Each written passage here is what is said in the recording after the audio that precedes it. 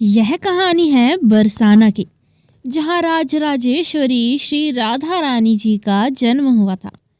बरसाना में श्री राधा जी का एक मंदिर है, जिसके पास एक सेठ जी रहा करते थे। सेठ जी बहुत ही संपन्न थे। उनके पास सब कुछ था। आलीशान दुकान, भव्य भवन, 3 बेटे और 3 बहुएं। सेठ जी यूं तो हर तरीके से साधन संपन्न थे, लेकिन फिर भी उनके मन में बड़ा दुख था। उन्हें हमेशा लगता रहता था कि काश उनकी एक पुत्री होती। उन्हें लगता था अगर उनके पास एक पुत्री होती तो वे अपने मन की सारी बात अपनी पुत्री को बताते और पुत्री को बहुत दुलार करते, क्योंकि कुछ समय पहले सेठ जी की पत्नी का देहांत हो गया था। इसीलिए सेठ जी को बहुत अकेलापन महसूस हुआ करता था। सेठ जी हमेशा अपने घर के पास स्थित मंदिर में श्री राधा जी के दर्शन करने जाया करते थे। एक दिन जब सेठ जी मंदिर में श्री राधा रानी के दर्शन करने गए, तो उस दिन मंदिर में एक संत पधारे थे। सेठ जी को कुछ उदास देख संत जी ने सेठ जी से पूछा, उदास क्यों हो बेटा? सेठ जी बोले, महाराज, मेरी कोई बेटी नहीं है, इसलिए मैं उदास हूँ।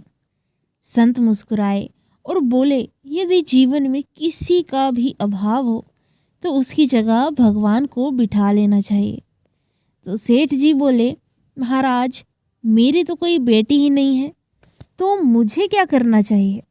संत बोले, अरे सेठ, जब तुम्हें बरसाना का वास मिला है तो तुम बरसाने की बेटी श्री राधा रानी को ही अपनी बेटी क्यों नहीं मान लेते? संत जी की यह बात सेठ जी को बहुत पसंद आई। उसी दिन से सेठ जी ने श्री राधा रानी जी का एक बड़ा चित्र मंगवाया और उसे अपने कमरे में लगवा लिया। अब तो सेठ जी का जीवन ही बदल गया। वे उठते बैठते सोते जागते श्री राधा रानी जी को अपनी बेटी मानकर उनसे बातें करने लगे। उन्हें अपनी पुत्री को हर बात बताने में बहुत ही आनंद आता था। सेठ जी की राधा रानी में ऐसी लगन लगी कि जब भी वे दुकान जाते तो श्री राधा रानी को भोग लगाकर ही जाते, और शाम को जब लौटते तो राधा रानी जी को प्रणाम करते, उनसे बातें करते और भोग लगाकर फिर प्रसाद ग्रहण करते, और हर समय श्री राधे राधे संकीर्तन किया करते थे और हर समय प्रसन्नचित रहा करते थे। जब भी सेठ जी से कोई उनका परिचय पूछता था तो सेठ जी कहते थे कि 3 बहु बेटे हैं, घर में सुख सुविधा है पूरी, संपत्ति भरी भवन में रहती, नहीं कोई मजबूरी, कृष्ण कृपा से जीवन पथ में आती ना कोई बाधा, मैं बड़भागी पिता हूँ, मेरी बेटी है श्री राधा। अब ऐसे ही एक दिन सेठ जी के घर में चूड़ी पहनाने वाली मनिहारिन आई। 3 बहुओं ने बारी बारी से जाकर मनिहारिन से चूड़ियां पहन ली। श्री राधा रानी जी को लगा कि आज हमारे पिता के घर में चूड़ी पहनाने वाली आई है, तो मैं भी जाकर चूड़ियां पहन लेती हूँ। जैसे ही 3 बहुएं चूड़ियां पहन कर गई तो श्री राधा रानी जी भी प्रकट हो गई।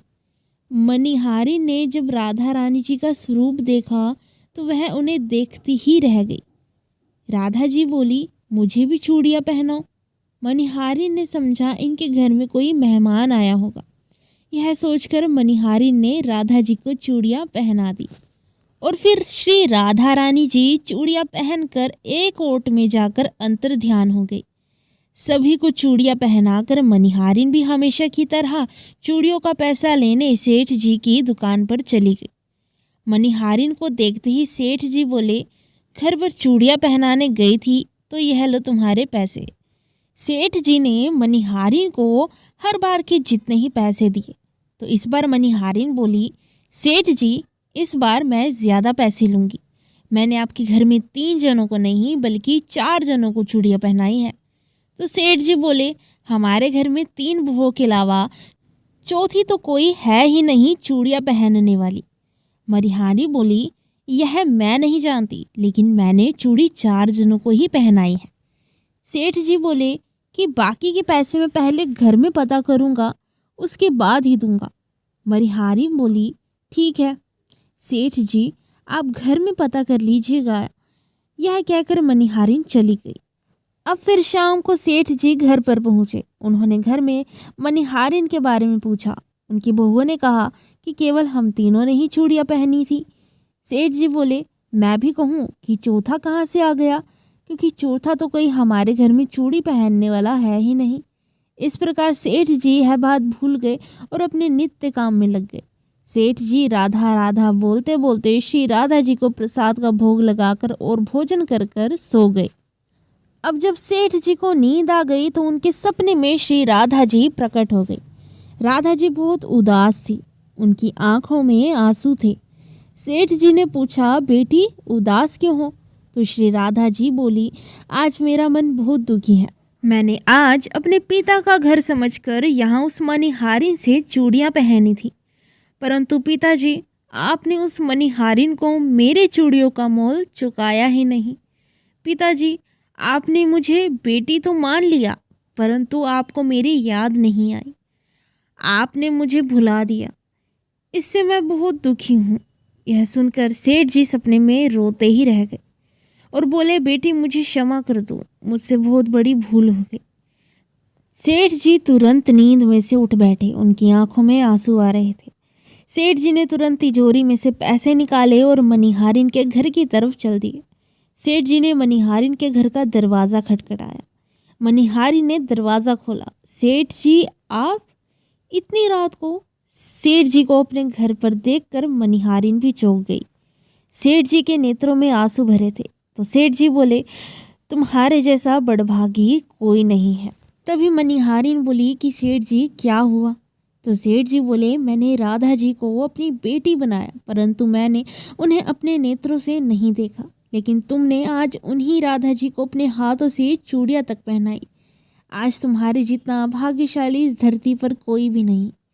मैं तुम्हें अपनी पुत्री की पहनी हुई चूड़ियों का मूल्य चुकाने आया हूँ। यह कहकर सेठ जी ने रुपयों से भरी हुई थैली मनिहारिन के सामने रख दी और कहा, इसमें से तुम्हें जो भी चाहिए वो ले लो। जब मनिहारिन ने सुना कि वह स्वयं श्री राधा रानी को चूड़ियाँ पहनाने गई थी तो उसकी आंखों से भी आंसुओं की धारा बह निकली। मनिहारिन बोली, सेठ जी मैं राधा रानी के चूड़ियों के पैसे आपसे कैसे ले सकती? राधा रानी तो इस बरसाने की बिटिया है और मैं बिटिया की चूड़ी के पैसे आपसे ना लूँगी। परंतु सेठ जी नहीं माने। सेठ जी ने रुपयों से भरी थैली मनिहारिन के सामने रख दी और वहाँ से सीधे राधा रानी जी के मंदिर को चल दिए। उस दिन के बाद सेठ जी ने सब कुछ छोड़कर संन्यास ले लिया और अपना शेष जीवन श्री राधा रानी जी के मंदिर में राधा रानी जी की भक्ति करते बिता दिया। तो ये तो थी श्री राधा रानी और सेठ जी के बीच की अद्भुत कथा। इसी के साथ फिर मिलेंगे एक और नई वीडियो के साथ। तब तक के लिए जय श्री जगन्नाथ। वीडियो पसंद आई हो तो कमेंट बॉक्स में जय श्री राधे जरूर लिखें।